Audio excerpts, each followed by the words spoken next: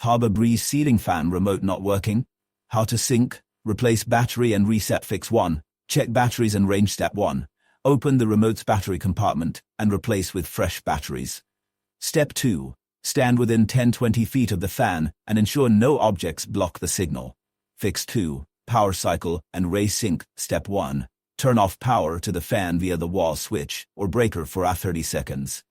Step 2. Turn power back on, then within 30 seconds press and hold both high, low fan buttons on the remote for about 5 seconds until the lead flashes 3 times.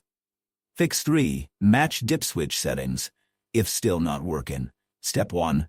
Turn power off and remove the fan canopy to access the receiver. Step 2. In the remote, under the battery cover, and on the receiver, locate the dip switches. Step 3. Set both to the same positions, then restore power and resync, as in Fix 2. Fix 4. Fully reset the remote. Step 1. Remove batteries and press every button to drain residual power. Wait 30 seconds. Step 2. Reinsert batteries. Power cycle the fan, then resync as above.